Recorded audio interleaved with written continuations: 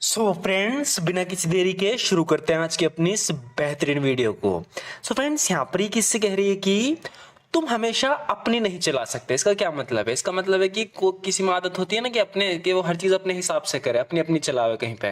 तो यहाँ पर भी कोई आदमी है जो अपनी अपनी चला रहा है, तो उससे कह रही है कि तुम हमेशा अपनी नहीं चला सकते। इंग्लिश में कैसे बोलेंगे इसे? इंग्लिश में हम कहेंगे you can't always have your own way. You can't always have your own way, यानी तुम हमेशा अपनी नहीं चला सकते। You can't always have your own way. या हम ऐसे भी कह सकते हैं कि you can't always get things done your way. You can't always get things done your way, इसका मतलब है कि तुम हमेशा चीजों को अपने हिसाब से नहीं कर सकते, हमेशा अपनी नहीं चला सकते। You can't always get things done your way.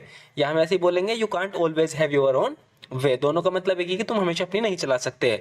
तुम चाहते हो कि हम तुम्हारे हिसाब से चलें। यहां पर इससे कह रही है कि तुम चाहते हो कि हम तुम्हारे हिसाब से चलें। You want us to act according to your wishes.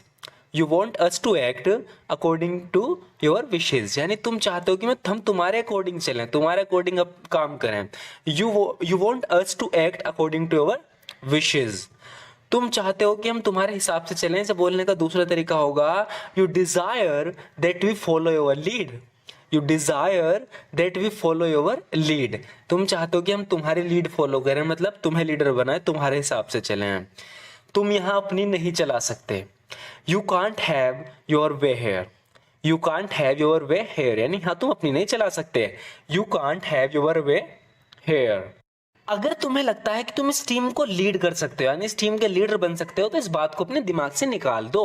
English में बोलेंगे if you think you can lead this team, get that out of your mind. If you think you can lead this team, get that out of your mind, यानी अगर तुम्हें लगता है if you think you can lead this team, कि तुम इस team को lead कर सकते हो, तो get that out of your mind, तो इसे अपने दिमाग से निकाल दो। तुम लोगों से हमेशा ऐसा नहीं करवा सकते जैसा तुम चाहते हो। अब देखो, लोगों से कुछ करवाना, यहाँ पर पॉजिटिव वर्ब आ जाती हैं। पॉजिटिव वर्ब्स कौन कौन सी होती हैं? किसी से कुछ करवाना, या तो हम गेट का यूज करेंगे या हैव का, और या एक और है हैव, गेट और मेक। ठीक है, तो यहाँ पर ये कह रही कि तुम लोगों से हमेशा ऐसा नहीं करवा सकते जैसा तुम चाहते हो। तो हम यहाँ पर कौन सी पॉजिटिव वर्ब का यूज कर सकते हैं? गेट का भी कर सकते हैं। हम कह सकते हैं कि you can't always get people to do exactly what you want. You can't always get people to do exactly what you want. तुम लोगों से हमेशा अपने हिसाब से नहीं चला सकते, नहीं लोगों से हमेशा वो नहीं करवा सकते जो तुम चाहते हो। ऐसे बोल सकते हैं getting people to do exactly what you want is not always possible.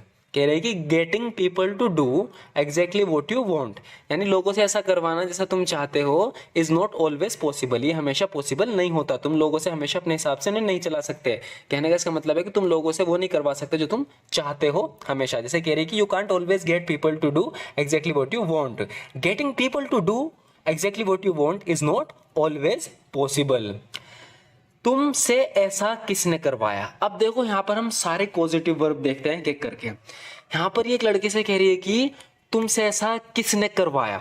ठीक है, अब किसी ने कुछ करवाया, जाहिर सी बात है हम पॉजिटिव वर्ब का यूज करेंगे। मेक हो गया, अगर पास्ट में है तो मेक का मेड बन जाएगा। मेक हो गया, हैव हो गया और गेट हो गया। तो तीनों ही देखते हैं। तुमसे ऐसा किसने करवाया, अब किसी से फोर्सफुली कुछ करवाना है ना, तो प्रेशर डाल के उसके लिए हम मेक का यूज करते हैं। Who made you do this. Who made you do this, यानी तुमसे ऐसा किसने करवाया। Who made you do this. या आप कह सकते हो कि तुमसे ऐसा किसने करवाया, तो यहां पर हम गेट की जगह गोट का यूज करेंगे। Who got you to do this. Who got you to do this. Get की जगह हम एक फ्रेजल वर्ब का भी यूज कर सकते हैं। उन तीन का तो कर भी सकते हैं। फ्रेजल वर्ब होती है टॉक इनटू, यानी किसी को बहला फुसला के उससे बात करके कुछ करवा लेना। तो यहाँ पर कह रही है कि who talked you into doing this. Who talked you into doing this, यानी किसने तुमसे ऐसा करवाया। यहाँ पे मतलब है किसने बहला फुसला के तुमसे ऐसा करवा दिया। तो तीनों फ्रेज यहाँ पे हम किस किस का हमने यूज किया? मेड का, who made you do this, who got you to do this, have का भी कर सकते हैं, और फ्रेजल वर्ब टॉक इनटू का भी, who talked you into doing this. अब इसके जवाब में यहाँ पर कह रही कि मैंने उससे ऐसा नहीं करवाया। जाहिर सी बात है, फिर से किसी से कुछ करवाने की बात चल रही है, फिर से हम पॉजिटिव वर्ब का यूज करेंगे। मैंने उससे ऐसा नहीं करवाया। I didn't get him to do that. I didn't get him to do that. Get के अलावा और कौन कौन सी फ्रेजल वर्ब है? Have. I didn't have him to do that. I didn't have him to do that, मैंने उससे ऐसा नहीं करवाया। या तो हम कहेंगे I didn't get him to do that, I didn't have him to do that, यानी मैंने उससे ऐसा नहीं करवाया। यहाँ पर फिर से आप उस फ्रेजल वर्ब का यूज कर सकते हो talk into, I didn't talk him into doing that, I didn't talk him into doing that, यानी मैंने उससे ऐसा नहीं करवाया। उसने अपनी मर्जी से किया, उसने अपनी मर्जी से किया, इंग्लिश में बोलेंगे he did this willingly, he did this willingly, यानी उसने ऐसा अपनी मर्जी से किया। ही डिड दिस विलिंगली, उसने अपनी मर्जी से किया था। he did this out of his own free will, he did this out of his own free will, कह रही कि उसने ऐसा अपनी मर्जी से किया था। he did this out of his own free will, या सिंपली हम बोलेंगे he did this willingly, मैंने करवाया उससे ऐसा। ये कह रहा है फोन करके कि मैंने करवाया उससे ऐसा। अब फिर से हम वही तीनों पॉजिटिव वर्ब और फ्रेजल वर्ब का यूज कर सकते हैं। I made him to do it, I made him do it, यानी मैंने उससे ऐसा करवाया। I made him do it, I had him do it, made की जगह कौन सी दूसरी फ्रेजल वर्ब है, हैव की second form had, I had him do it, मैंने उससे ऐसा करवाया। या I got him to do it, I got him to do it, यहाँ पर गेट पॉजिटिव वर्ब का यूज हुआ है, मैंने उससे कैसा करवाया, I got him to do it. यहाँ हमने तीनों तो देख लिए, गेट भी देख लिया, हैड भी देख लिया, मेड भी देख लिया, एक फ्रेजल वर्ब भी तो थी, I talked him into doing it, I talked him into doing it, यानी मैंने उससे ऐसा करवाया। तो मैंने यहाँ पर आपको चारों तरीके, तो यहाँ पे मैंने अलग अलग सिनेरियो में आपको बताया कि कैसा आप इन्हें यूज कर सकते हो। तो पॉजिटिव वर्ब का बहुत ज़्यादा यूज होता है, इसलिए ध्यान से इनका यूज करना, आपकी इंग्लिश में बहुत ज़्यादा ही काम आने वाली हैं। ये मेरी वजह से तुम्हें इतनी कठिनाइयाँ झेलनी पड़ी, या फिर हम इसे इस तरीके से भी कह सकते हैं कि you had to suffer so many hardship because of my actions, यानी मेरे एक्शंस की वजह से तुम्हारा ये हाल हुआ, यानी जो मैंने करा मेरी वजह से हुआ। तो कहने का ये मतलब है, मैंने आपको 4 तरीके बताए हैं। चौथा ये है कि आप ऐसे बोल सकते हो कि you had to suffer so many hardship, hardship भी मतलब होता है मुश्किल से, कठिनाइयों से। You had to suffer so many hardship because of my actions, यानी मेरे एक्शंस की वजह से, मेरी वजह से ही तुम्हें इतनी कठिनाइयाँ झेलनी पड़ी।